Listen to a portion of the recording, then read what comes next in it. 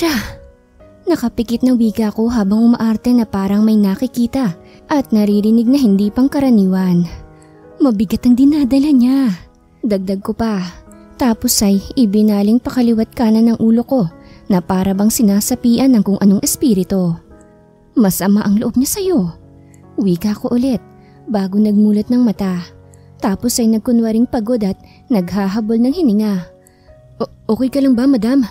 Nag-aalalang tanong kunwari sa akin ng sidekick/BFF kong si Berto bago ko inabutan ng isang tubig. Salamat. Wika ko naman bago uminom. Tapos ay hinarap ang mag-asawa na ngayon ay parehong nakatingin sa akin. Ang babae ay naluluha pa. Hindi dahil malungkot siya, kung hindi dahil natatakot siya. Wala siyang ibang gusto kung hindi ang maging isang mabuting anak. Ginawa niya ang makakaya niya para maging proud kayo sa kanya. Pero pakiramdam niya, hindi pa rin sapat para sa inyo. Hanggang sa paunti-unti na rin niyang nararamdaman na nasasakal na siya. Kaya hindi matahimik ang kanyang kaluluwa. Pagdadrama ko pa. Ako nga pala si Ramona. Mona Madrigal. 28 years old na ako at graduate ng 2 years vocational course na Information Technology. At sa kasalukuyan, heto ang trabaho ko, ang magpanggap na albularyo. At kung minsan ay psychic para manloko ng mga tao para sa pera. Kung tutuusin ay pwede naman ako makahanap ng iba at maayos na trabaho. Pero mas gusto kong gawin to dahil nga easy money. Mahigit 3 taon ko nang ginagawa ito at hindi pa naman ako nagkakaproblema. Hindi naman kasi kami tumatanggap ng kahit na sinong kliyente lang. Pumipili rin kami. Papaano? Isang magaling na profiler ang kaibigan kong si Berto. At bago namin tanggapin ang kliyente, ay nagre-research muna siya sa background ng mga ito. Kapag may pagkamasama ang ugali ng lumapit, tatanggapin namin ang trabaho. Pero kapag mabuti at mabait naman sa iba, ay hindi. Kahit pa kasi manluloko kami, ay nakukonsensya pa rin kaming lokohin ng mga mabubuting tao. Kaya naman yung mga pangit ang ugali talagang tinatanggap naming kliyente. Para kahit papano, ay hindi kami gaanong makadama ng konsensya. Anong gagawin namin para matahimik na siya? Para na akong mababaliw sa pagpapakita niya sa panaginip ko. Naiiyak at may halong takot na tanong naman ng babae. Sila sina Mr. and Mrs. Acosta at lumapit sila sa akin dahil nga 3 buwan na raw nang pumanaw ang anak ni Mr. Acosta na si Macy. Pero parang hindi pa rin daw sila iniiwan nito. Madrasta ni Macy itong si Mrs. Acosta dahil bata pa lang siya ay nawala na ang mama niya. At base sa research ni Berto ay hindi talaga maganda ang pakikitungo nitong si Mrs. Acosta sa bata. At bine-brainwash pa nito ang asawa para magalit din sa anak madalas.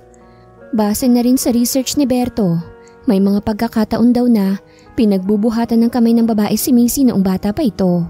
O kung hindi kaya ay ipapahiya sa harap ng maraming tao.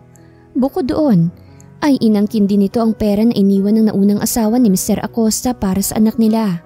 Kaya naman hindi ako nagdalawang isip na tanggapin sila bilang kliyente. Lumapit sila sa akin dahil pakiramdam nga daw nila ay hindi sila pinatatahimik ng kaluluwa ni Macy na pumanaw dahil sa cardiac arrest. Ano pa nga bang magagawa natin kung huli na ang lahat? Seryosong sagot ko naman. Binabalik ko sa kanya ang tanong niya. Kaya pareho silang natigilang mag-asawa at nagkatinginan. Pero mabuti siyang bata at handa siyang magpatawad. Dagdag ko pa, gusto niya na ibigay niyo ang perang minana niya sa mama niya at ang perang mamanahin pa niya sa papa niya sa mga charities gaya ng bahay ampunan, home for the ages at sa mga organisasyon na tumutulong sa mga may sakit. Maging ang lahat ng gamit na naiwan niya rito ay ibibigay sa mga nangangailangan. Yun lang ang paraan para mapatawad niya kayo sa lahat ng sakit na idinulot niyo sa kanya nang sa gayon ay matahimik na siya. Mahabang saad ko pa. Gagawin namin. Agad na sagot ni Mr. Acosta na siyang nagpangiti sa akin. Nakita ko ang kaibigan kong si Berto na natatawa. Pasimple naman akong kumindat sa kanya dahil doon. What? No! Agad na reklamo ni Mrs. Acosta. Paano tayo maniniwala sa sinasabi ng babaeng to? Baka scam lang siya. Ano naman ang connect ng pagdodonate sa kapayapaan ng anak mo? Ha? At saka ang laking halaga ng pinag-uusapan natin dito. Frustrated na saad pa niya. Kaya bahagya akong napangiwi. Mukhang pera nga talagang loka-loka. Hindi ko kayo pinipilit, pero kayo mismo ang lumapit sa akin. Ayos lang na hindi nyo gawin ang gusto niya. Pero ihanda nyong sarili nyo dahil patuloy kayong susundan ng multo ng mga alaala niya hanggang sa hukay. Yung tipong kahit sa kabilang buhay, patuloy niya kayong susundan at hindi niya patatahimikin ang konsensya nyo. May halong pananakot na wika ko pa, kaya napalunok sila ng laway. Kung scam siya, edi sana siya na mismo hihingi sa mga naiwan ni Macy. Pero hindi eh. Alam kong tama siya dahil kilala ko ang anak ko. Mabuti siyang bata. At alam ko na ganun ang gusto niyang gawin. Kaya gagawin ko ang gusto niya. Kahit pa ibigay ko pang lahat para lang matahimik siya. Mahabang sagot naman ng lalaki bago tumingin sa akin. Maraming salamat, madam. Anya. Kaya matamis akong ngumiti at tumango. Tapos ay inabot sa kanyang puting sobre na walang laman. Hindi naman siya nagdalawang isip na tanggapin yon at nilagyan ng pera bilang kabayaran sa akin. Magsindi kayo ng 3 kandila sa altar at maglagay ng 9 na magkakaibang bilog na prutas bilang alay. Dahil lang siya may sumisimbolo sa walang hanggan. Kapag nagawa niyo yon at kapag nagawa niyo ang gusto niya, tuluyan na siyang matatahimik. Wika ko pa nang muling matanggap ang sobre na may lamang pera. May gusto ring sabihin si Macy sa'yo. Maiksi lang ang buhay. Pilitin mong maging mabuting tao kasi hindi mo madadala sa hukay ang pera. Wika ko pa kay Mrs. Acosta kaya napalunok na naman siya ng laway. Nang matapos ay taas noon na akong naglakad palabas ng malaking bahay. Habang nakasunod naman sa akin si Berto na dala ang mga props namin. Nang makasakay na kami sa luma naming jeep ay binuksan ko ang sobre. At pigil ang pagtili namin nang makita ang makapal na blue bills na nando doon. Bongga! Masayang saad pa niya bago nagmaneho na paalis. In fairness naman sa mga scammer, sabay nating ginagawa ang masama at mabuti Wika pa niya, kaya pareho kaming napahagikik.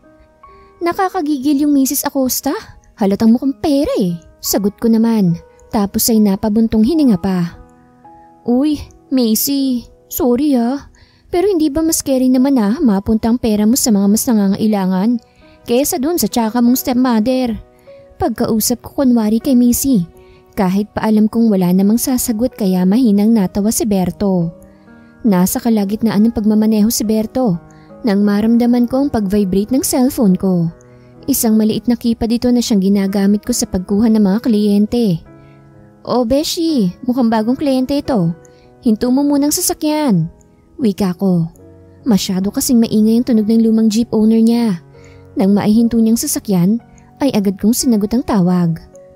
Ramdam ko ang bigat at pag-aalala sa iyong puso, maging ang pangamba at napapagod mong isip. Huwag kang mag-alala dahil handa akong tumulong. May halong kadramahan na bungad ko pagkasagot ko sa tawag. Nakita ko na muntik na namang matawa si Berto kaya napangisi ako. How did you know? Never mind. Anya, at napabuntong hininga pa.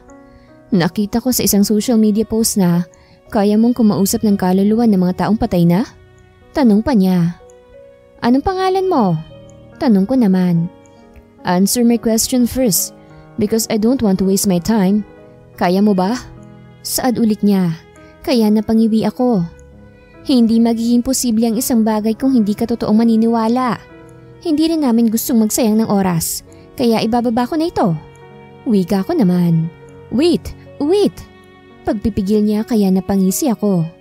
I'm Thunder de la Cuesta and I'm willing to pay any amount. Just name your price. Dagdag pa nito. Para namang nag-dollar sign ang mga mata ko dahil sa narinig. Thunder de la Cuesta? Wika ko. Sinadya akong iparinig yun kay Berto para makapagsimula na siya sa paghahanap ng impormasyon sa lalaki gamit ang laptop niya. Nakita kong napangiti si Berto bago tumango at hudyat yon na hindi kagandahan ng ugali ng lalaki kaya pwede namin itong tanggapin bilang kliyente. Hindi kami basta-bastang tumutulong pero nararamdaman ko ang bigat ng dinadala mo. Pwede mo kaming puntahan kung kailan mo gusto. Laging bukas ang aming tahanan para sa katulad mo. Madramang wika ko pa bago ibinaba ang tawag.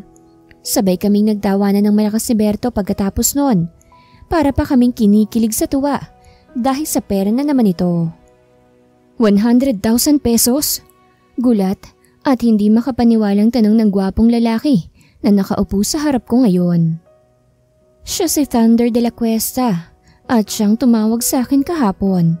Nakakagulat kasi nagpunta siya agad na halatang interesado talaga sa paghingi ng tulong sa akin. Sobrang gwapo niya sa totoo lang at may matikas pang pangangatawan. Base sa research na ginawa ni Berto Magdamag, 30 years old na siya at nagmamay-ari ng isang game at app developing company. Sobrang successful na sa buhay sa edad niyang ito. Tatanggapin namin siya bilang kliyente dahil base sa mga impormasyong nahanap ni Berto ay medyo may kapangitan nga ang ugali niya. Mainitin ang ulo na wala sa lugar. Madalis kasing sigawan at ipahiya ang mga empleyado niya. At kaunting pagkakamali ay inaalis niya agad ang mga ito sa trabaho. Hindi madali ang pinapagawa mo, sagot ko naman.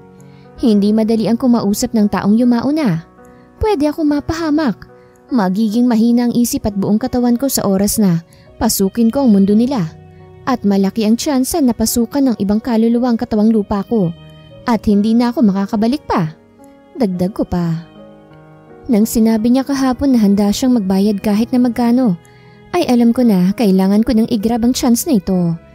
Mahigit 100,000 na lang kasing natitirang utang namin sa bangko, kung saan nakasangla ang lupa't bahay namin dahil sa pagiging sabongero ng tatay ko. Malulutas na nito ang problema ko at pagkatapos nito ay pwedeng-pwede na akong tumigil sa panluloko at humanap ng maayos at marangal na pagkakakitaan. Iyon lang naman ang dahilan kung bakit ko ginawa to. Hindi ko kasi kayang mawala sa amin ang bahay na kinalakihan ko. Ang bahay na pamana ng lolo't lola ko sa amin. Ang bahay na puno ng masasayang alaala sa paglaki ko kasama sila. Kasama ang nanay ko na wala na rin sa amin. Dating taxi driver si tatay.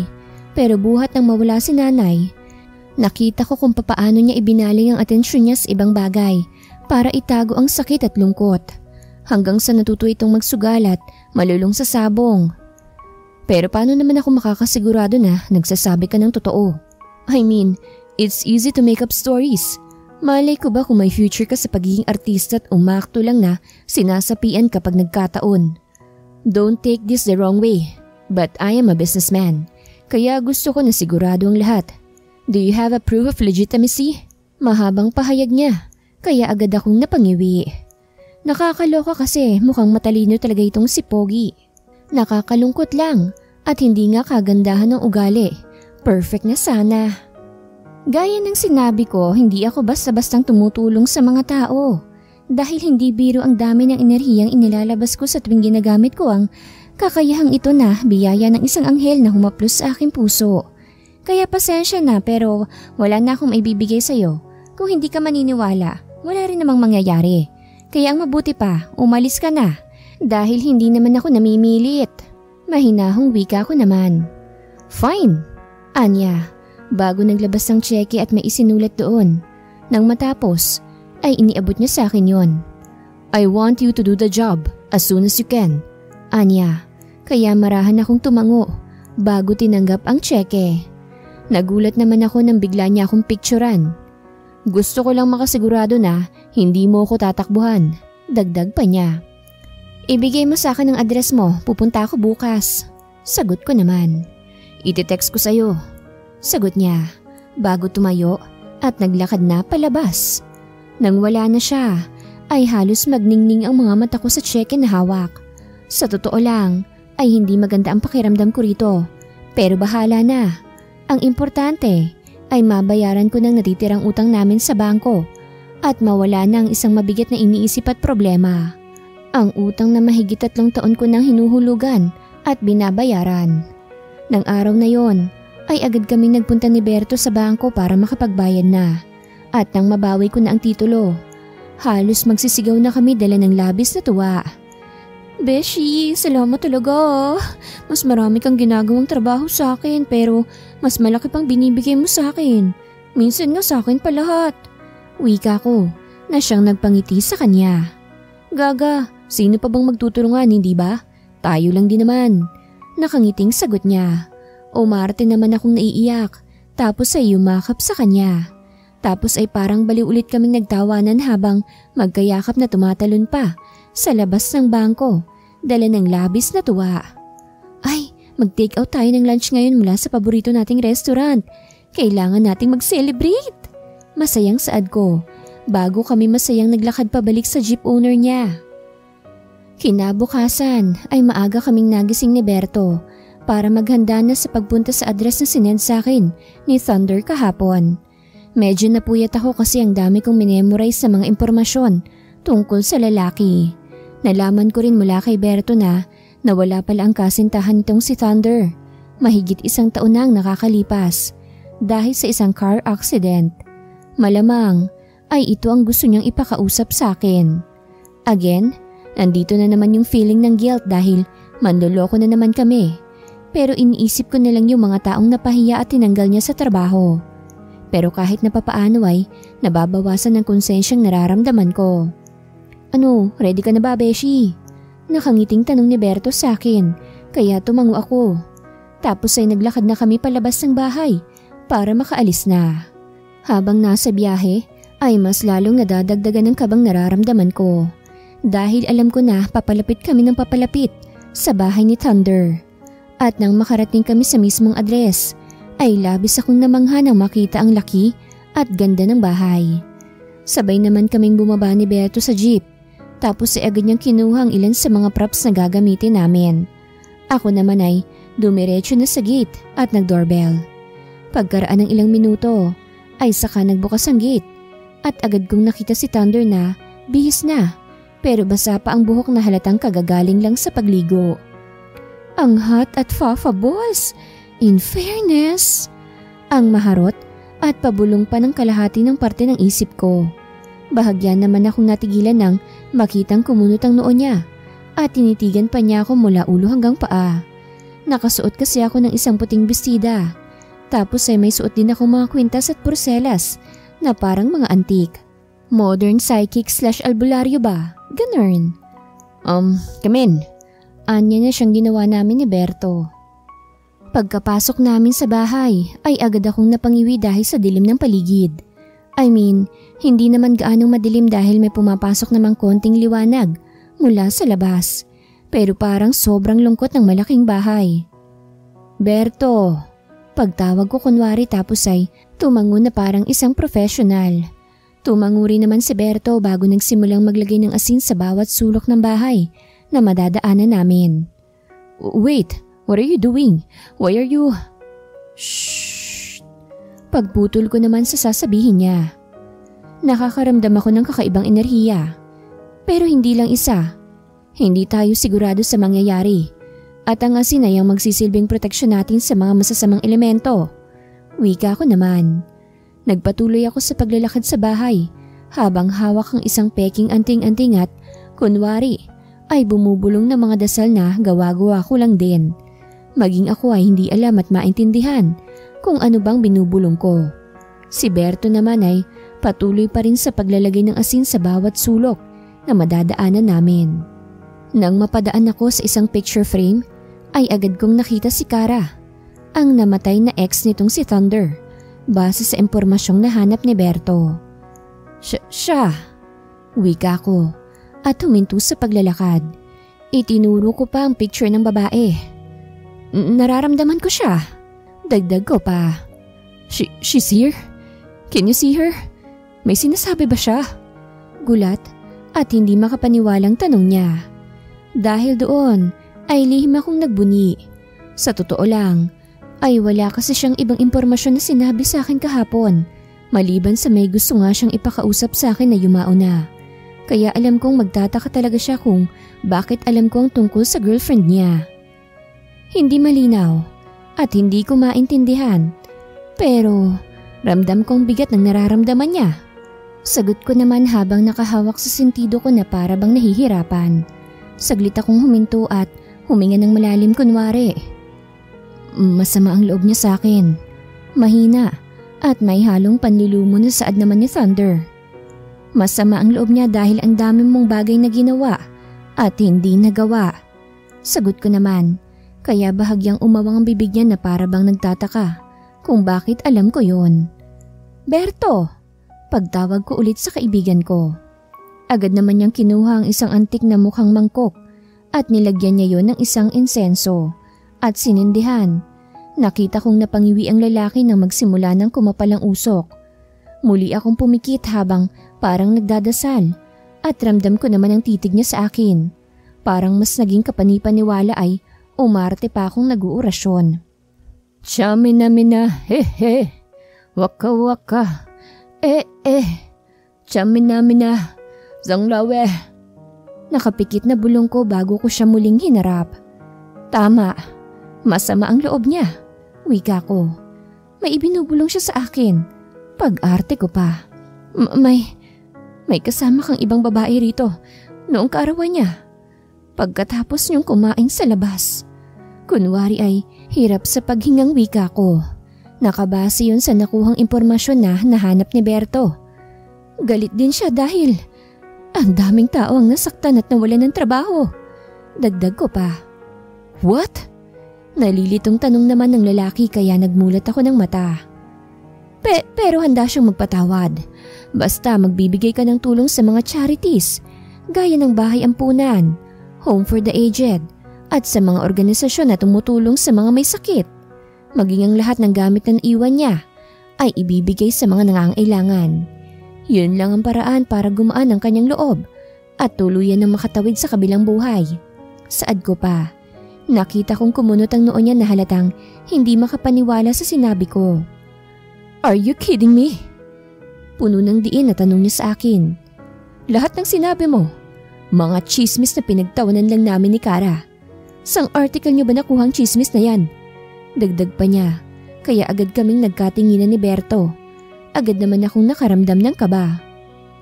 Alright, so this is the reason why you asked for my first name.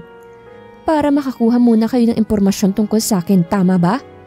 Kasi kung legit kayo, haharapin niyo ako agad kahit na hindi niyo pa alam ang pangalan ko. Dagdag pa niya. Hindi ko kayo pinipilit na. Oh, shut up. Hindi mo ako madadaan sa mga paganyan-ganyan mo. Pagputol niya sa sasabihin ko. Tapos ay napailing pa.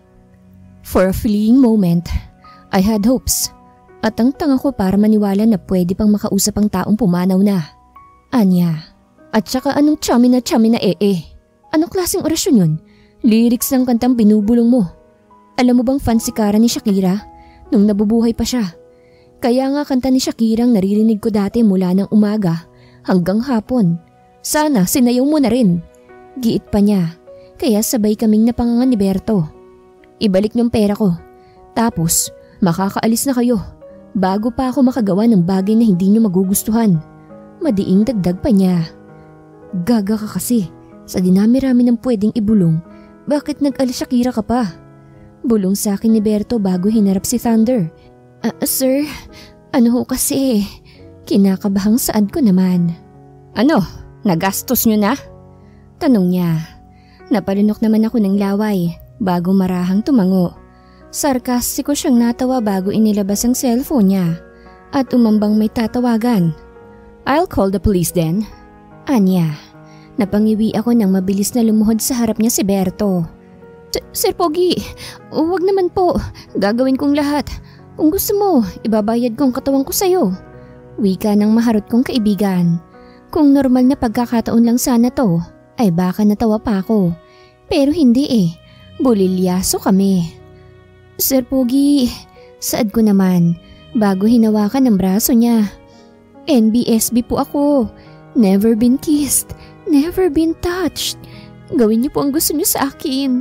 Huwag niyo lang po kami ipakulong. Pakiusap ko rin naman. Get off me, you freaks. Giit niya. Bago niya kami itinulak ni Berto. Agad naman kaming napaatras dahil sa ginawa niya. Fine then, hindi naman ako masamang tao. Hindi gaya ng mga nababasa niyo sa mga articles na yon. Wika pa niya. Magtrabaho kayo dito bilang mga kasambahay sa loob ng 2 buwan.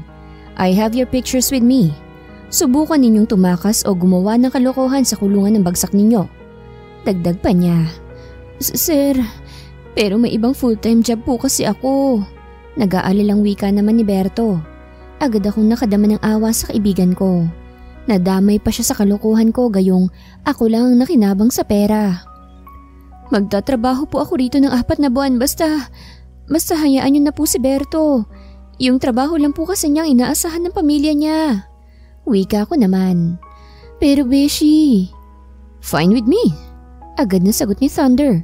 Matapos ay nagtaas pa ng isang kilay.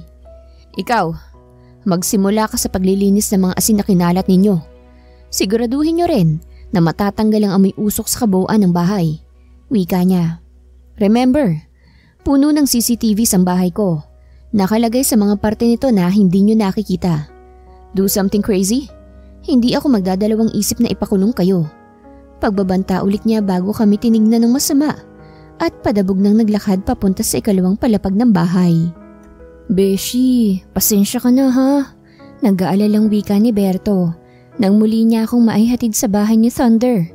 Pagkatapos kasi naming linisin ang mga kalat, ay nagpa siya muna kaming umuwi pansamantala para makakuha ko ng ilang mga gamit.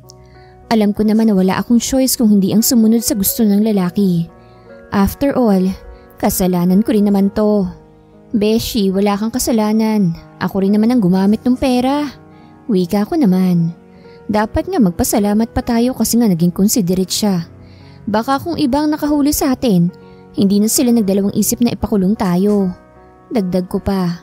Kaya mahina siyang natawa. Pero Beshi, nakakaloka talaga yung pag-aala Shakira mo kanina ha? I mean kung iisipin mo, sobrang nakakatawa. Anya, kaya maging ako ay natawa na lang din. Ewan ko ba? Gumana naman sa iba. Malay ko bang alam pala niyang kanta na yun? Sagot ko naman, kaya sabay ulit kaming natawa. Anyways, isipin mo na lang na nasa bakasyon ako. 4 na buwan lang naman.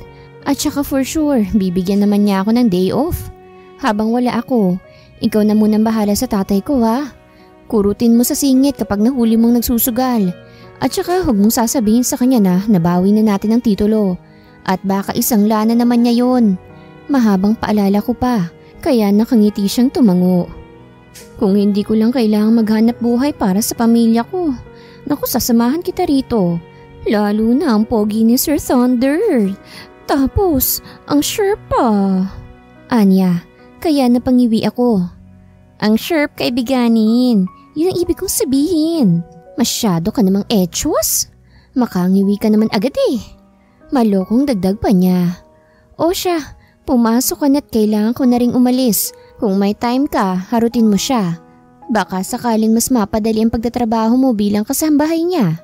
Dagdag ulit niya, kaya nagpa siya na akong bumaba sa sasakyan. Nang nasa harap na ako ng gate, ay napabuntong hininga na lang ako, bago hinarap si Berto. Kumaway pa ako sa kanya bago siya umalis. At nang mawala na siya, ay naglakad na ako papasok sa nakabukas na gate ng malaking bahay. Pagkapasok ko, ay agad kong abutan sa sala si Thunder. Nakaupo siya sa sofa habang seryosong nakatingin sa laptop niya. Nahalatang abala sa pagtatrabaho. You're here. Anya nang makita ako. Good. Akala ko tatakas na kayo eh. Dagdag pa niya. As if naman po na kaya kong gawin yun, di nakulong na kami. Bulong ko naman. Mabuti at alam mo. Masungit na wika niya. Have a seat. Dagdag pa niya bago itinuro ang sofa sa harapan niya, na siyang agad ko namang ginawa. Tapos ay nag-abot siya ng 2 papel sa akin. At nang tanggapin ko yun ay nakita ko na isang agreement yon. Basically, nakalagay lang dyan na kailangan mo magtrabaho sa akin ng 4 na buwan. Pero hindi ka sasahod dahil nga na-advance mo na ang 100,000. You just have to sign it. Wika ulit niya, kaya agad akong kumuha ng ballpen at pumirma gaya ng gusto niya. Don't worry Madam Psychic/Albularyo. Hindi naman ako kasing sama ng mga nabasa niyo sa mga walang kwentang articles na yon. Just do your job well. Malay natin mas maging mabait pa ako at paalisin kita agad bago pa matapos ang 4 na buwan. Also, alam ko na may pamilya kang kailangang bayaran. So sa huling parte ng agreement, may monthly bonus ka pa rin makukuha. Wika ulit niya, kaya agad akong napalingon sa sinabi niya. Ang panlulumo na nararamdaman ko ay agad na nawala at napalitan ng masayang ngiti. I mean, para rin pala akong nagkaroon ng trabaho. Magandang simula ito lalo na't balak na rin namin ni Berto na magbagong buhay. Naku sir, maraming salamat po. Ang pogi nyo na, ang bait-bait nyo pa. Masayang pambobola ko naman. Pero nagagawa pa rin lokohin ano? Pasaring na sagot niya sa akin, kaya napangiwi ako. Lah, sorry na po. Sabi po ng lola ko, hindi makakabuti ang pagtatanim ng sama ng loob. Nakakapangit daw po. At saka sir, magsasama tayo sa iisang bubong ng 4 na buwan. Kaya dapat magkasundo po tayo. Nakangiti at malawak ang ngiti na wika ko naman. No thanks. Wala akong balak na makipagkaibigan sa mga kagaya mong scam. Singhal na naman niya. Anyways, I'll be working from home for a week. Sa umaga, green tea and bread toast lang ang almusal ko.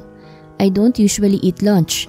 Sa dinner naman, you can create any type of healthy salads. I prefer spinach and broccoli salad. But that's just me. May laman naman ng ref para maghanda ka ng sarili mong makakain. Ayoko ng maingay, ayoko ng madaldal. At mas lalong ayoko ng pakialamera. Maliwanag ba? Mahabang saad pa niya. Kaya tipid na lang akong ngumiti bago tumango. Okay po. Good. May maid's room sa tabi ng kusina. Yun ang gagamitin mo. Wika niya. Also, gusto kong hand wash ang paglalabas sa mga pinagdumihan ko. Pwede mong gamitin ang washing machine pero sa mga bedsheet, pillow cover at kortina lang. Hindi ka rin magpapapasok ng kahit na sino rito nang walang pahintulot ko. Kahit pa mga kakilala mo at kahit pa sabihin nilang kakilala, kaibigan o pamilya ko sila. Maliwanag ba? Mahabang wika ulit niya, kaya sunod-sunod na pagtango na lang ang ginawa ko. Sir, merienda po. Hindi po ba kayo nagmimerienda? Kuryosong tanong ko naman. No, ang maiksing sagot niya. If you're done signing the agreement, akin na ang isang kopya. You may keep the other one. Tapos pwede ka na magpunta sa kwarto mo para maayos mo mga gamit mo. Dagdag pa niya. Sir, pwede po ba akong maglibot-libot dito sa bahay? I mean, sobrang laki po kasi. Para maging pamilyar po ako. May halong pag-aalangan na tanong ko. Nagtaas naman siya ng isang kilay bago napabuntong hininga. Tandaan mo, maraming CCTV ang nagkalat dito. Sagot niya. Lo? Judger yan? Wala po akong gagawing kalokohan, okay? At saka hindi po ako magnanakaw. Giit ko naman. Pero manluloko naman. So, what's the difference? Tanong niya. Kaya napangiwi na naman ako. Nagbabagong buhay na nga po ako. Sagot ko naman. Sir, pasensya na po ulit ha. At saka salamat din po. Pasensya na po kung sinubukan namin kayong lokohin. At salamat po kasi dahil sa perang yun, nabayaran ko na pong utang namin sa bangko. At saka salamat din po kasi naging considerate po kayo at hindi niyo ako pinakulong. Mahabang dagdag ko pa. Whatever. Bulong na lang niya bago ibinalik sa ginagawa ang tingin. Ako naman ay napangiti na lang bago nagpaalam na't naglakad papunta sa kusina. Bago nga ako nakarating sa sinabi niyang siliday, nadaanan ko ulit yung picture ng yumaon niyang girlfriend na si Kara. Nang makarating naman sa kwarto, ay agad kong inayos sa mga gamit ko. At nang matapos ay naglakad-lakad ako sa bahay gaya ng paalam ko sa kanya para maging pamilyar ako rito. Nauna ako sa loob tapos ay umakyat pa sa ikalawang palapag. Sobrang laki at ganda talaga ng bahay. Pero sobrang lungkot ng aura nito. Nang matapos ay nagpa siya akong bumaba na at lumabas para doon naman maglakad-lakad. Napamangha ko nang makita ang malaking swimming pool sa likod. Grabe! Para lang akong nagbabakasyon. Nakangiti at may halong kilig na wika ko nang maalala rin kung gaano kadali at kagaan ang gagawin kong trabaho. Akmang maglalakad na ako pabalik sa loob pero agad akong natigilan dala ng gulat nang marinig ang pagtahol ng isang chihuahua na aso. Uy friend, beshiwap tayo. Huwag ka namang ganyan. Parang baliw na pagkausap ko sa aso na mukhang galit. Umaamba pa kasi itong lalapit sa akin pero lalayo rin habang walang tigil sa pagtahol. Mona, stop it! Narinig kong sigaw ni Thunder kaya napalingon ako sa kanya. Po, wala po akong ginagawa. Sigaw ko naman pabalik. Nakita ko na Napakagat siya sa ibabang labi niya na parang nagpipigil ng tawa. Yung aso naman ay mabilis na tumakbo papalapit sa akin. Dala ng labis na takot ay napasigaw ako bago tumalon sa pool. Napangiwi ako nang makitang tumakbo ang aso papalapit kay Thunder.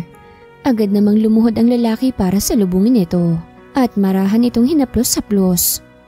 Mona, how many times do I have to tell you not to scare people? Malambing na tanong niya sa aso, kaya literal na nalaglag ang pangako bago umahon sa pool. Mona pong pangalan ng aso niyo? Mababa ang boses na tanong ko. Nakita ko ang multo ng ngiti na gumuhit sa labi niya bago tumango. Oh, right. Mona rin ang pangalan mo, hindi ba? Ramona Madrigal? Natatawang sagot naman niya. You see, she's a chihuahua. One of the sweetest breeds but also unpredictable. May mga pagkakataon na bigla nilang silang nagagalit at nangangagat kahit na walang dahilan, lalo na kung hindi nila kakilalang tao. Wika pa niya, kaya napalunok ako ng laway. Obvious nga po sir, napatalon po ako sa puli. Sagot ko naman kaya muli siyang natawa. Pero sir in fairness, ang gwapo niyo po pala talaga pag ngumingiti at tumatawa. Puna ko pa. Peke naman siyang umubo bago tumayo ng maayos at sinimangutan ako. Nang makita kong tumakbo na paalis yung aso ay nagmamadali na akong pumasok sa loob para makapagbihis na. Grabe namang first day to. Nabinyagan ako agad ng aso niyang si Mona at ang nakakaloka, kapangalan ko pa. Lumipas pa ang mga araw at naging maayos naman ang lahat. Maaga akong magigising para igawa ng green tea si Thunder. Tapos ay maglilinis ng bahay kung kailangan. Minsan naman, pagkatapos ko siyang gawa ng tsaa, ay wala akong gagawin maghapon at maghintay na lang ng gabi para magawan siya ng paborito niyang salad for dinner. Sa ilang araw na pananatili ko rito, pansin ko na tuwing umaga at hapon siya nag-gym. May mga gym equipments kasi siya sa likod ng bahay. Malapit yun sa pool. Hindi nakakapagtaka na sobrang ganda ng katawan niya. Sobrang healthy living. Maging sa pagkain. May mga pagkakataon na susungitan niya ako pero nakita ko na hindi naman talaga siya masamang tao. Sa ilang araw na pananatili ko rito, napansin ko na para bang ayaw lang niyang mapalapit sa iba. Pero may mga pagkakataon din naman na napapangiti siya dahil sa mga biro ko. Lalo na kapag tinatahulan at nagagalit sa akin ng asong si Mona. Mukhang natutuwa siya kapag nakikitang natatakot ako rito.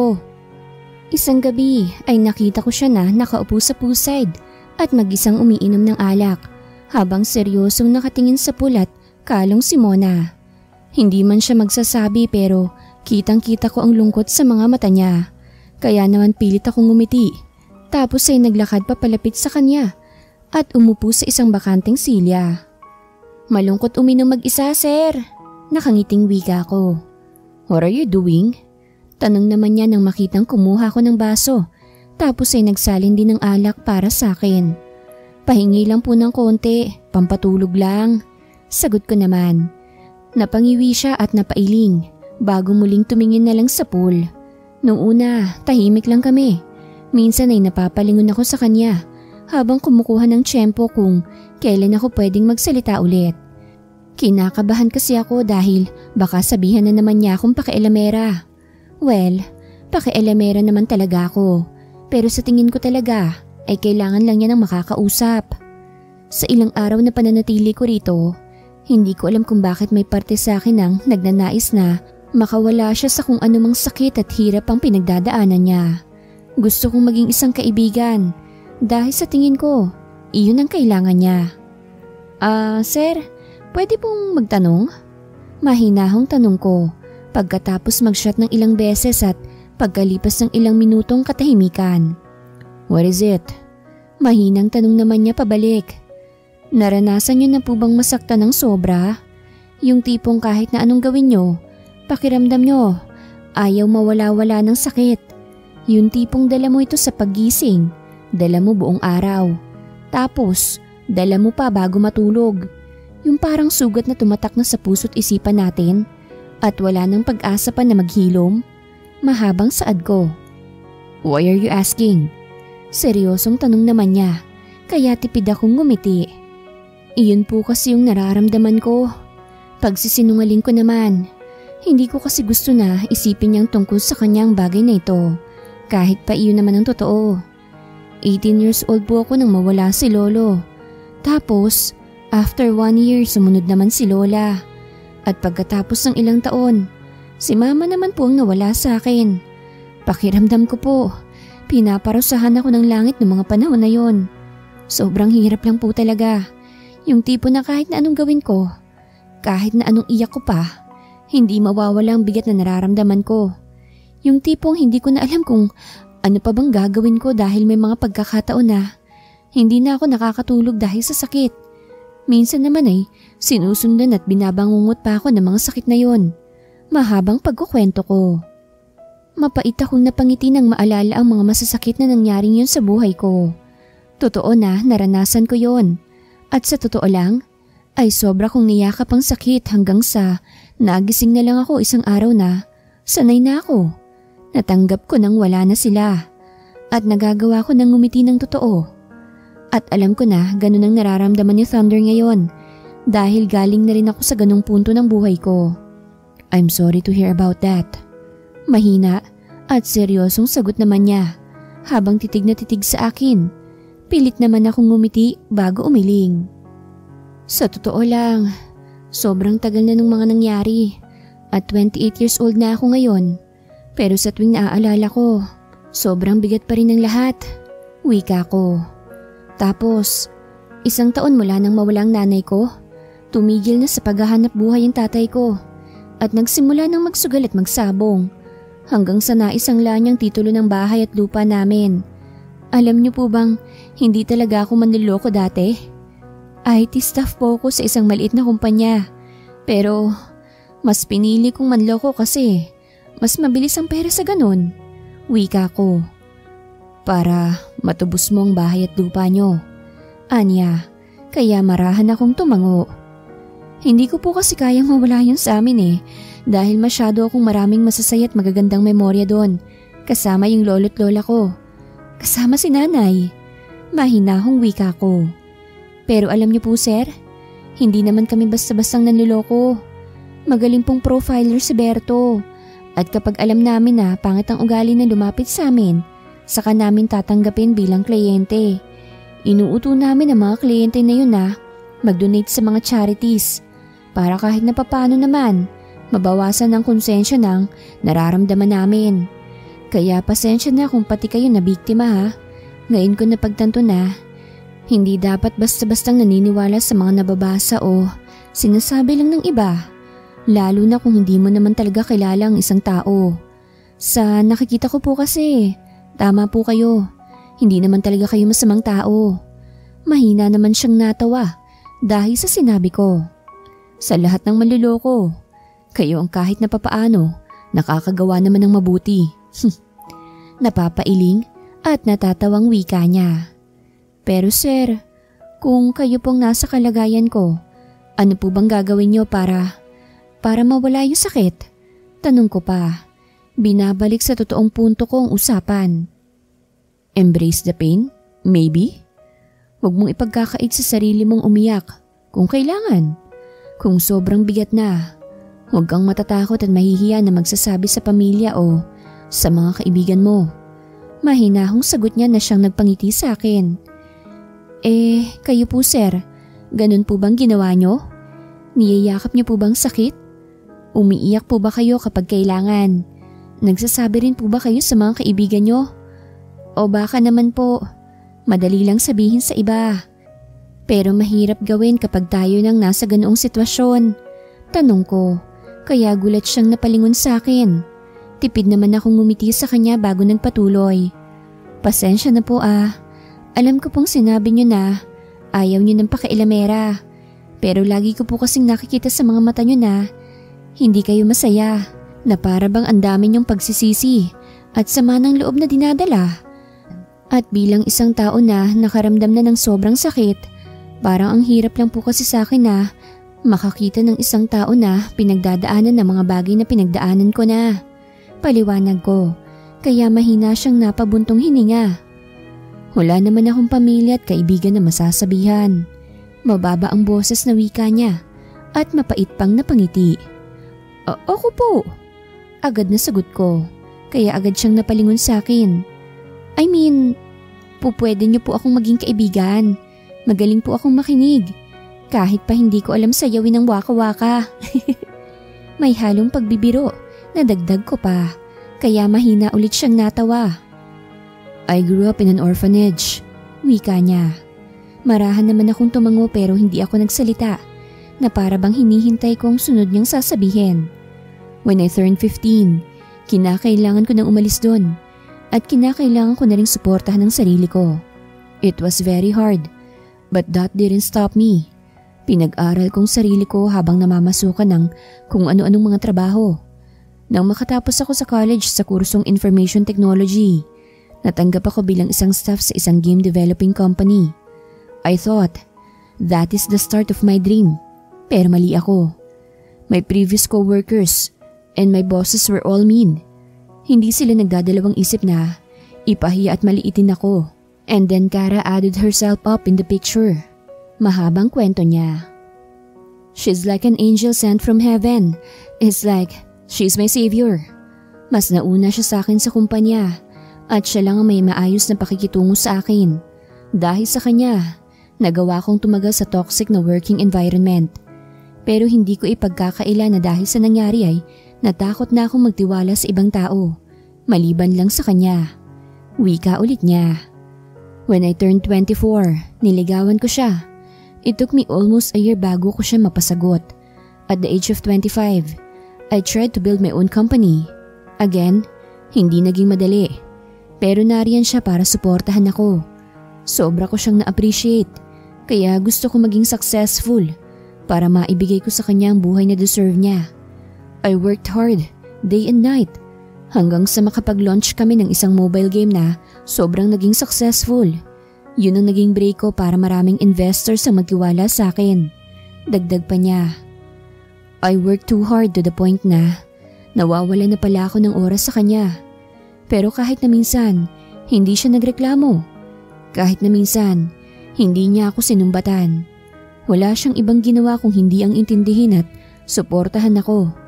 I was 27 when we got engaged. But life will always play its game with nasty tricks. Kung kailan malapit na kaming ikasal, saka naman siya nawala sa akin. Malungkot na saad niya. That night, plano namin kumain sa labas para mag-celebrate ng anniversary namin. Nauna siyang nagpunta sa resto, and all of a sudden, something urgent about work came up. Kaya kinakailangan kong i-cancel ang dinner namin. Nang pauwi na siya, nabunggo siya ng isang sasakyan. And she didn't make it. Anya, at pumiyok pa. Ako ang sinisisi ng mga magulang niya dahil kung pinuntahan ko daw siya sa restaurant, hindi sana siya uuwi agad. Hindi sana siya mabubunggo. Hindi sana siya mawawala sa amin. At alam kong may punto sila. Kaya sinisisi ko rin ang sarili ko. Dagdag pa niya. Kaya umaasa ka na makakausap siya kahit na wala na siya sa mundo? Wika ko. Mapait naman siyang napangiti bago tumango. Gusto kong humingi ng sorry sa kanya sa mga bagay na nagawa ko at sa mga bagay na hindi ko nagawa. Gusto kong humingi ng sorry sa lahat ng pagkukulang ko. Gusto kong sabihin na sobra akong nagsisisi na sana pinuntahan ko siya ng gabing yun. Sana, imbis na trabaho, ay siya lagi ang dapat kong inuuna. Sagot niya. Hanggang ngayon ba, iniisip mo pa rin na kasalanan mong lahat? Mababa naman ang boses na tanong ko. Hindi ba? Malungkot naman na tanong niya. Hindi. Walang pag-aalinlangang sagot ko. Gaya nga ng laging sabi ng iba, everything happens for a reason. Kung makikita ka ni Kara ngayon na sinisisi at pinihirapan mong sarili mo, sa tingin mo ba matutuwa siya? Dagdag ko pa na siyang nagpangiti sa kanya. Mas tunog professional psychic/albularyo ka na ngayon kaysa sa pagbulong ng lyrics ng waka-waka. Pagbibiro naman niya, kaya sabay kaming natawa. Pero seryoso sir, hindi mo naman kasalanan ang nangyari. Alam ko na mahirap makawala sa mapait na nakaraan. Pero kung patuloy kang kakapit sa lubid na, nagdudulot lang sa iyo ng sakit. Ikaw lang din ang mahihirapan sa huli. Kaya sana, magawa mo sa puso mong hanapin ang pagpapatawad. Patawarin mong sarili mo sa mga sinasabi mong bagay na nagawa mo at hindi mo nagawa para sa kanya. Kapag nagawa mo na patawarin ang sarili mo, mawawala ng bigat sa puso mo. Magagawa mo ng maging tuluyang masaya. At magagawa mo na rin ngumiti ng totoo. Puno ng sinseridad na wika ko pa. Thank you, Mona. Seryosong sagot naman niya habang titig na titig sa mga mata ko. I meant it. I appreciate everything you said. So, thank you. Dagdag pa niya. Mabilis pang lumipas sa mga araw at linggo. At pagkatapos ng naging pag-uusap namin ni Sir Thunder ng gabing yon, ay nakita ko ang sobrang laking pagbabago ng pakikitungo niya sa akin. Hindi gaya dati na bihira siyang ngumiti. Ngayon, kahit pa alam kong hindi pa talaga siya okay ay lagi na siyang nakangiti na para bang pinipilit niya na maging okay na. Good morning! Masayang bati niya sa akin. Isang umaga pagkalabas ko sa kwarto. Bahagya pa nga akong napanguso nang makitang nasa kusina na siya. May suot na apron at nagluluto ng agahan. Sakto ang gising mo. Luto na rin ito. Let's eat? Nakangiting saad pa niya. Ha? Kakain ka ng agahan? Nalilitong tanong ko. Napalingon pa ako sa niluluto niya at nakita na fried egg, hotdog, tusino at fried rice yun. Kakainin mo yan? I mean, paano yung diet mo? Tanong ko pa. Okay lang naman sigurong kumain ng totoong pagkain minsan. Lagi pa rin naman akong magwo-workout. Nakangiting sagot niya. Nagkibit naman ako ng balikat bago siya tinulungan na ihanda na sa hapag ang pagkain. Oo nga pala, you may go home today if you want. Pansin ko na mag-iisang buwan ka na rito pero hindi ka umaalis sa bahay. Kahit na nakalagay naman sa agreement na off mo ng weekends. Baka lang kasi naiinip ka na. You may visit your friends, family or go shopping. Nakangiti pa rin na wika niya nang magsimula na kaming kumain. Wala rin naman akong gagawin sa bahay at saka hindi naman ako naiinip rito. Sagot ko. If that's the case, gusto mo bang sumama sa akin? Nakangiti pa rin na tanong niya. Saan po? Kuryosong tanong ko pa rin. Grocery, sagot niya. Pansin ko kasi konti na lang ang stock sa fridge. Kung wala ka namang gagawin, baka pwedeng samahan mo ko para makuha mo na rin ang mga stock na gusto at kailangan mo. Paliwanag niya, kaya nakangiti akong tumatango. Kaya naman pagkatapos kong nilinisan ang mga pinagkainan namin, ay naghanda na ako agad para makaalis na kami. Sa totoo lang, ay napansin ko naman talaga nitong mga nakaraang araw ang pagbabago ng pakikitungo niya sa akin. Pero hindi ko ina-expect na magagawa pa niya akong ipaghanda ng agahan. Tapos ngayon naman ay nakakakilig na magkasama kami sa grocery. Lalo na't kaming dalawa lang ang magkasama sa bahay. Feeling ko tuloy mag-asawa kami. What about this? Hindi ba gumagamit kayong mga babae nito? Tanong niya habang naglalakad kami sa grocery. Tinutulak niya ang cart. Napanganga ko nang bigla niyang ituro ang mga napkin at kumuha pa siya ng 3 balot nun. Sir, hindi po yan. Pabulong at nahihiyang sagot ko. Pansin ko kasi na may mga napapalingon sa amin at napangiti dahil sa nasaksihan. Hindi ba itong brand? Ibang brand ba? Inosenteng tanong niya. What about this? Gumagamit din kayo nito, hindi ba? Tanong pa niya. Tapos ay itinuro ang PH Care. Agad akong naubo dahil doon, lalo na nang magtawa na ng ibang nakarinig noon. Why? Why are they laughing? What's funny? Inosenteng tanong pa rin niya. Imbis na sumagot, ay inagaw ko sa kanya ang cart. Tapos ay nagmamadaling umalis sa section na iyon. Agad akong dumiretso sa may mga pagkain at ramdam ko naman ang pagsunod niya sa akin. Nang sa tingin ko ay okay na mga nabili namin ay nagpunta na kami sa counter para makapagbayad na. Are you sure you don't need those napkins? Or the PH Care or anything? Inosente pa rin tanong niya. Habang iniis ka na ng cashier ang mga pinamili namin. Nakita ko na napakagat sa ibabang labi ang babae na para bang nagpipigil ng tawa. Hiyang-hiya na naman ako dahil doon, pero agad ding napangisi nang may makita. Ikaw, kailangan mo ata ito. Wika ko at itinuro ang mga condoms. Gusto ko kasing makaganti. How can you say so? I don't use that. Wala sa sariling sagot naman niya. Dahil doon ay tuluyan ng natawang babae. Ay, sorry po. Ang cute niyo lang po kasing tignan. Newlyweds po? Magalang na tanong naman niya. Umawang ang bibig ko dahil sa narinig. Si Thunder naman ay napangiti. Mukha ba kaming mag-asawa? Nakangiting tanong niya sa babae. Opo. Walang pag-aalinlangang sagot nito. Ay ate, mali ka. Magkaibigan lang po kami. Agad na depensa ko naman. Nang matapos at nang makapagbayad, ay pinagtulungan na namin ni Thunder na buhatin ang mga pinamili namin. Habang naglalakad palabas, ay pansin kong napapangiti pa rin siya dahil sa mga nangyari. Thunder? Sabay pa kaming napalingon sa tumawag sa kanya. Kumunot ang noo ko nang mapansin na biglang nawala ang ngiti sa labi niya. Tito Carl, Tita Ara, may halong pag-aalangan na bati niya sa mga ito. You look happy? Walang emosyong wika ng babae. Tapos ay tumingin pa siya sa akin.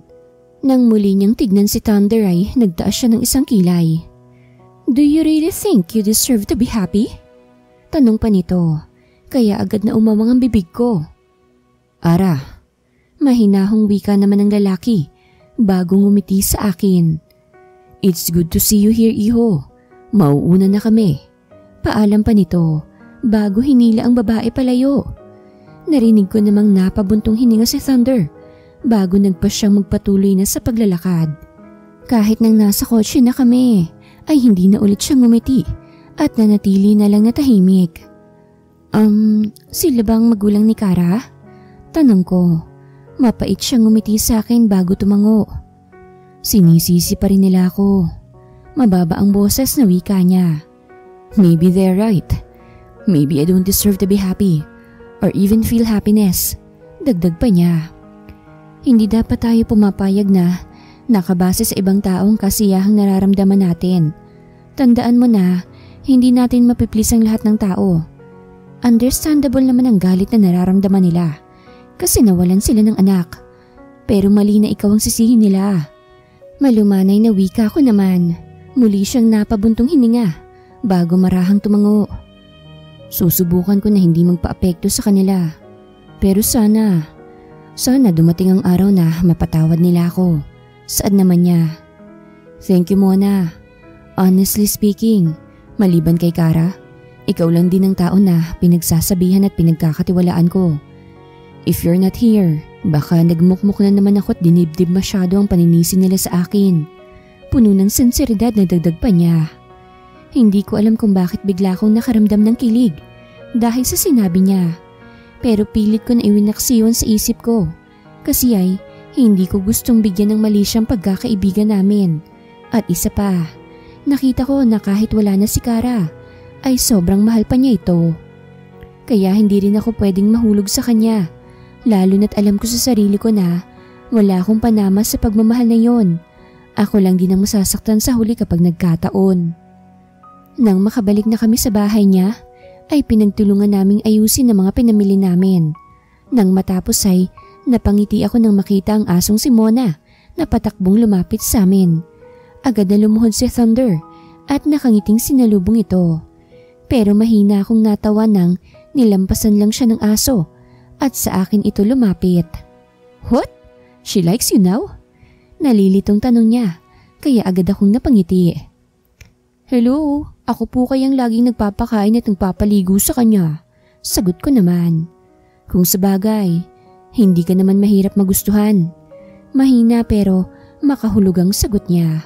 Kaya agad akong natigilan. Napalingon pa nga ako sa kanya at nakita ko na namula ang magkabilang tenga niya. I'll just go upstairs and take a shower. Ikaw na bahala rito. Anya at nagmamadali nang umalis. Nang wala na siya, ay agad akong nakaramdam na lumakas at bumilis ang tibok ng puso ko. Grabe, hindi ko alam kung ako lang ang naglalagay ng mali siya pero pakiramdam ko ay may iba siyang ibig sabihin doon. Ang hirap ispilingin ng amo mo ano? Pasalamat siya, gwapo siya eh. Wika ko pa sa asong si Mona. Tumahol naman ito na parang naiintindihan ang sinabi ko. Kaya mahina akong natawa. Naging mas maayos pa ang mga sumunod na araw. May isang beses na habang nasa trabaho si Thunder at mag-isa ako sa bahay ay nagpasya ako na labhan ng mga kortina at palitan ng mga ito. Sobrang lungkot kasi ng kulay itim kaya pinalitan ko ito ng kulay berde. Nakakatawa nga kasi habang abala ko ay laging nakasunod sa akin ang asong si Mona. Matapos kong palitan ng lahat ng mga kortina ay nilihis ko rin ang mga ito para pumasok ang liwanag sa loob. Dahil doon ay parang nabigyan ng kulay at konting sayang bahay. Okay ba, Mona? Masayang tanong ko nang matapos ang ginagawa.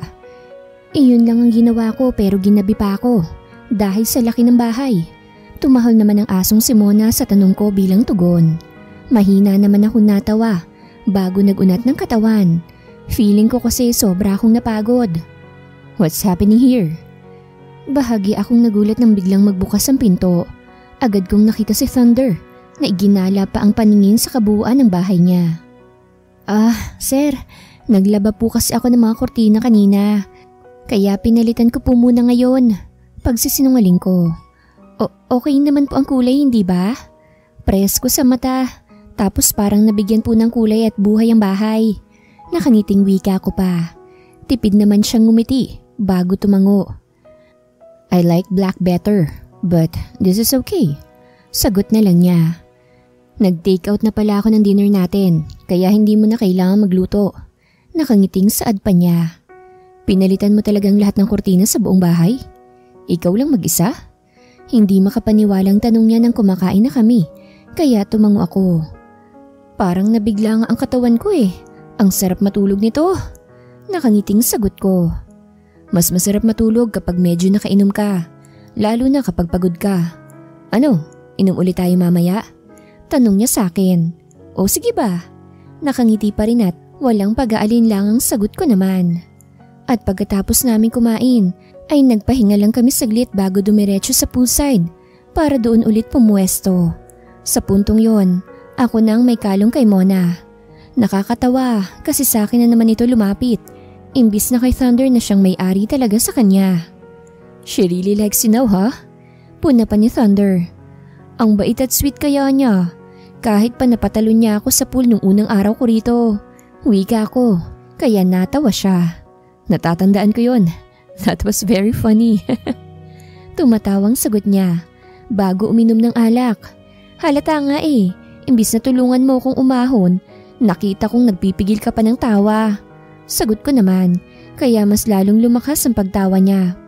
Pagkatapos noon, saglit kaming binalot ng katahimikan at mahina siyang napabuntong hininga. This past few weeks, sobrang gaan lang ng lahat. Alam mo yun, I feel like ang tagal kong pinarurusahan ng sarili ko. Parang ang tagal kong pinagkait sa sarili kong maging masaya. Wika niya, pagkalipas ng ilang sandali. Siguro nga, totoo na may rason kung bakit nangyayari ang mga bagay. May rason kung bakit nakita ko ang number mo sa isang social media post. At may rason kung bakit tayo nagkakilala. Kasi ikaw ang nagpaparealize sa akin na kahit paggaano karami ang rason para maging malungkot, marami ring ibang rason para maging masaya.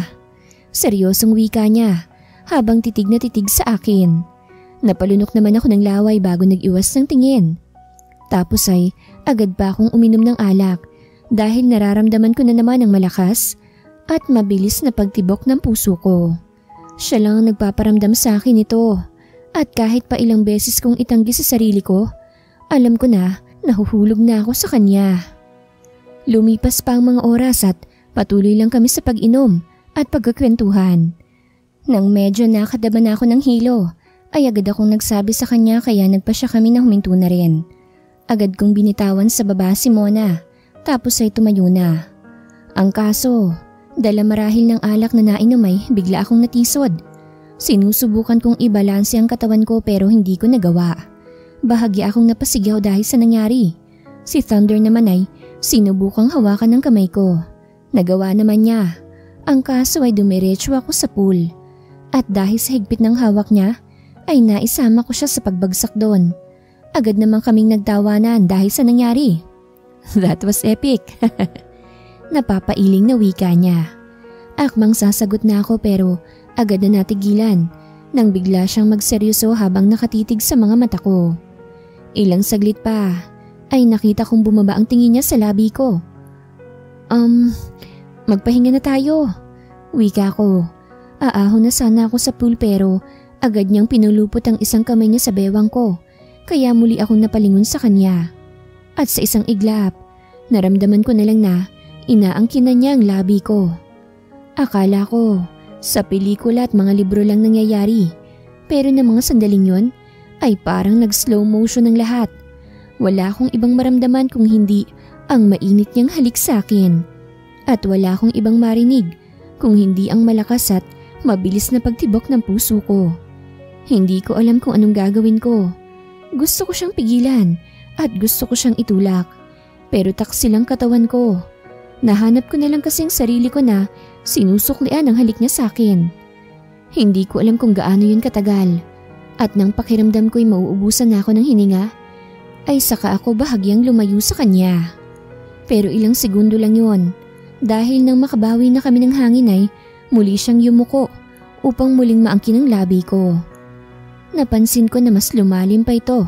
Saka ko na marahang ibinaling pakaliwa ang ulo ko para maputol ang halik. Sir, bulong ko pa. I'm sorry.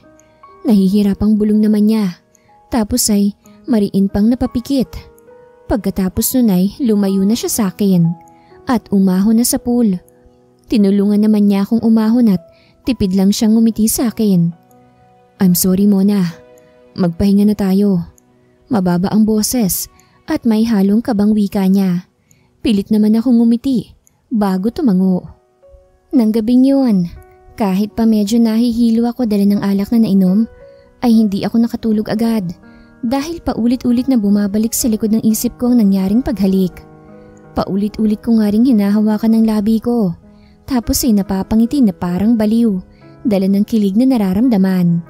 Dahil sa halik na yun ay bahagya akong nagkaroon ng pag-asa na baka gusto rin niya ako o baka may chance na magustuhan din niya ako. Hindi ko na alam. Kinabukasan ay masakit ang ulo ko at pakiramdam ko'y puyat na puyat ako dahil sa kakulangan sa tulog. Ganun pa man ay maaga akong bumangon para maipaghanda ng agahan si Thunder. Nang matapos, ay sakto rin namang pababa siya mula sa ikalawang palapag.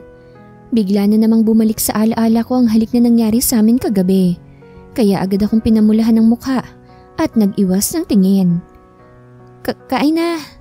Mababa ang boses na wika ko. Can we talk? Mababa naman ang boses na wika niya. Kaya agad akong tumango at pilit pang ngumiti. Pupwede ka nang umuwi. Anya, na siyang ikinagulat ko. I mean, hindi mo na kailangan tapusin ang 4 na buwan. I am thankful for your service and for all the good things that you did for me. Nagpapasalamat din ako sa pakikinig mo, sa pagiging isang kaibigan at sa pagsasabi ng mga magagandang bagay sa akin. And I'm really sorry about the kiss last night. But I think it's not right to cross the line. Alam ko na ako ang nag-initiate nun. At sorry talaga. Hindi ko dapat ginawa yon. Okay lang po. Agad na wika ko naman. Kaya agad siyang natigilan. Napalunok pa ako ng laway tapos ay pilit na ngumiti. Kahit papakiramdam ko ay may isang matalim na punyal ang sumasaksak sa puso ko. Parehas lang naman tayong nakainom kagabi. At hindi dapat yun nangyari kaya naiintindihan ko. At salamat din. At least makakauwi na ako sa bahay. Nakangiting sagot ko pa. Sinubukan kong pasayahin ang boses ko kasi ay hindi ko gusto na kaawaan niya ako. Kain na po kayo sir. Aayusin ko lang po mga gamit ko. Nakangiting dagdag ko pa. Hindi ko na siya hinintay na sumagot pa kasi ay nagmamadali na akong pumasok sa kwarto ko para maayos sa mga gamit ko. Napahawak pa ako sa dibdib ko na para bang sobrang bigat at naninikip dala ng konting sakit at disappointment. Hindi naman niya kasalanan na umasa ako na may chance na magustuhan niya ako. Kasalanan ko rin yun dahil masyado akong nagpadala sa halik kahit pa alam kong lasing lang siya. Pero grabe, sa loob lang ng mahigit 1 buwan, hindi ko inakala na mahuhulog ako sa kanya. Pakiramdam ko tuloy ay nakakarma ako at pinarurusahan ako ng langit dahil sa mga panlulokong ginawa ko sa ibang tao. Pagkatapos kong ayusin ang mga gamit ko, ay agad kong tinawagan si Berto para magpasundo sa kanya. Pagkalabas ko sa kwarto ko, dala ang mga gamit ko ay wala na si Thunder. Ni hindi nga niya ginalawang hinanda kong agahan. Pero may kulay white na sobre sa mesa at may sticky note na ang nakasulat ay yung bonus ko raw base sa agreement na pinirmahan namin. Pero hindi ko na kinuha yon. Kahit na papaano kasi ay marunong naman akong mahiya. Akmang hahakbang na sana ako palayo pero narinig ko ang pagtahol sa akin ni Mona. Napalunok naman ako ng laway bago lumuhod para masalubong ito. Mona, kailangan ko nang umalis. Wika ko habang hinahaplos-haplos ito sa ulo. Ikaw nang bahala kay Sir Thunder ha. Kapag nakikita mong malungkot siya, subukan mong makipaglaro sa kanya at pasayahin mo siya. Wika ko pa. Tumahol naman ang aso pero hindi gumagalaw ang buntot nito na parabang hindi siya masaya. Mamimiss din kita Mona. Magpakabait ka. Saad ko pa bago tumayo na. Pagdating ni Berto ay nagmamadali na akong lumabas at isinara ang pinto. Ang huli kong narinig ay ang pagtahol ni Mona sa akin. Sobrang nakakalungkot pero alam ko na ganito talaga ang buhay. Hindi pa rin ako makapaniwala na sobrang bilis ng mga pangyayari. Parang panaginip lang na nakilala ko si Thunder. At kahit na papaano ay naging bahagi siya ng buhay ko. At parang panaginip na nagising din ako kaagad. At natapos na ang lahat. Okay ka lang ba? Tanong sa akin ni tatay isang araw habang nakaupo ako sa terasa ng bahay namin. Tipid naman akong ngumiti bago tumango. Mula nang umuwi ka galing sa raket mong trabaho, madalas kong napapansin na ang lalim ng iniisip mo, na parang ang bigat ng dinadala mo. Dagdag pa niya. Ilang araw na rin mula nang makauwi ako. At sa ilang araw na yun ay inabala ko ang sarili ko sa paghahanap ng trabaho.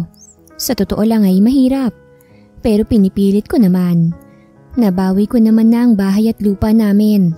Kaya wala nang rason para manloko pa ako ng tao. At isa pa, ayoko nang gawin ulit yon. Gusto ko nang magbagong buhay. Ayoko nang manloko ng iba. Kahit pa gaano kasama ang ugali nila. Okay lang po ko, tay. Mahinahong sagot ko naman. Anak, alam ko na hindi ako naging mabuting ama sa'yo. Mula nang mawala ang nanay mo, dumagdag pa ako sa mga problema, sa mga iniisip at pasanin mo. Kaya, pagpasensyahan mo na si tatay ha? Puno ng sinseridad na wika niya na siyang nagpangiti sa akin. Naging mabuti po kayo sa akin, tay, at sobra po akong nagpapasalamat sa pag-aalaga at pagpapalaki niyo sa akin. Alam ko po na marami na kayong naisakripisyo ni nanay para sa akin at sobra ko po yung na-appreciate. Nakangiting sagot ko naman. Mali po ang ginawa niyo at hindi ko yun kukonsintihin. Pero iniisip ko na lang po na sobra rin kayong naapektuhan sa pagkawala ni nanay at naghanap ng bagay na mapaglilibangan para doon maibaling ang lungkot at sakit na nararamdaman niyo. Wala naman pong kaso sa akin na saluhin na mga responsibilidad. Lalo na, 2 na lang po tayong magkasama. Pamilya po tayo at hindi po ako mapapagod na alagaan kayo. Pero huwag niyo na pong ulitin yun ha. Mahabang saad ko, kaya mahina siyang natawa. Hindi na anak, hindi na ulit ako magsusugal. Sagot naman niya, bago niya ako inakbayan. Napangiti naman ako bago isinandal ang ulo ko sa balikat niya. Alam ni tatay na nabawi ko na ang titulo, pero hindi niya alam kung papaano ko nagawa yon. Basta ang sinabi ko lang ay mabilis akong nakapag-ipon dahil sa maraming ang racket na pinapasok ko. Hindi ko rin sinabi sa kanyang totoong dahilan kung bakit mahigit 1 buwan akong nawala. Si Berto lang ang nakakaalam, pero hindi rin niya alam na nahulog na nga ako kay Thunder. Hindi ko na sinabi. Sa tingin ko kasi ay hindi naman mahalaga pa yon. At naniniwala ako na darating ang araw na magigising ako na okay na ako. Mona, Agad akong nagulat nang marinig ang isang pamilyar na boses. Paggalingan ko sa may gate, ay agad akong nakadama ng kaba nang makitang nakatayo rin si Thunder. Sir Thunder? Anong ginagawa niyo rito? Tanong ko bago tumayo at lumapit sa gate. Ayaw kasing kumain ni Mona. Hindi ko alam pero parang malungkot siya lagi. But when I mentioned your name, para siyang nabuhayan. Kaya nagpunta ako rito para dalhin siya sa'yo. Wika niya. Binuksan pa niya ang pinto ng sasakyan. Tapos ay nagmamadaling lumabas doon ng cute na aso. At masayang tumakbo papalapit sa akin. Habang tumatahol at parang nakikipaglaro. Hello! Masayang bati ko naman sa aso. At lumuhod pa para mabuhat ito. Namiss mo ba ako? Malambing na tanong ko pa. Kaya tumahol siya habang sinusubukang dilaan ang mukha ko. Oo. Agad na sagot naman ni Thunder kaya gulat akong napalingon sa kanya. Oo.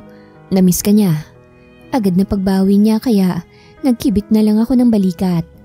Saglit pa kaming binalot ng katahimikan hanggang sa narinig ko siyang napabuntong hininga. Can we talk? Seryosong tanong niya. Napalunok naman ako ng laway bago pilit na ngumiti at tumango. Pasok muna po kayo. Sagot ko naman. Let's talk somewhere private please. Let's go. Kinakabahang wika niya bago nagmamadaling pumasok sa kotse. Ako naman ay napahinga na lang ng malalim bago sumunod habang buhat pa rin ang asong si Mona. Habang nasa biyahe ay tahimik lang kami. Pagkaraan naman ng ilang minuto ay inihinto na niya ang sasakyan sa ibaba ng isang malaking puno kung saan tahimik at walang gaanong dumadaan. How are you? Unang tanong niya sa akin. Okay lang naman po ako, sir. Kayo po, kamusta na? Sagot at tanong ko rin. Pilit pa akong ngumiti para hindi niya mahalata ang kaba na nararamdaman ko. Actually, I am not okay. Anya, kaya agad akong napalingon sa kanya. Hindi ko alam pero sobrang gaan ang loob ko sa'yo. I have to admit that you make my heart flutter. Pero hindi ko yun gaanong binigyan ng pansin. You see, I wasn't really drunk that night. And I really wanted to kiss you that night. And so I did. Pero natakot ako. Iniisip ko kasi na baka infatuated lang ako. Na baka confused lang ako sa nararamdaman ko. Na baka hindi pa talaga ako okay. At natakot ako na baka masaktan lang kita in the long run. Kaya naman, ginusto kong putulin ang lahat habang hindi pa mas lumalalim. When you left, I thought everything's finally going back to normal. Pero hindi eh. Pakiramdam ko ay may kulang. At alam kong ikaw yon. Pinilit ko pa rin magsinungaling sa sarili ko. Mahabang saad niya. Hindi naman ako makasagot dala ng labis na gulat na nararamdaman. Si Mona, hindi siya tumitigil sa pagtahol sa akin na parang nagagalit siya. At may gustong sabihin, pero hindi ko pa rin yun pinapansin. And then one night, napanaginipan ko si Kara. Mukha rin siyang malungkot at sinabi niya na bakit daw ako natatakot at bakit ko daw ipinagkakait sa sarili ko na muling maging masaya. At first, hindi ko alam kung anong gusto niyang sabihin. Pero sa loob ng panaginip na yon, nakita ko ang nakangiti mong mukha. So earlier this morning, I realized that I really like you. Wika pa niya. Kaninang pinapakain ko si Mona, tinatahulan na naman niya ako. Nang tinatanong ko siya kung namimiss ka ba niya at kung gusto kanyang puntahan ka namin, saka lang siya tumigil. So, I used her as an excuse to see you.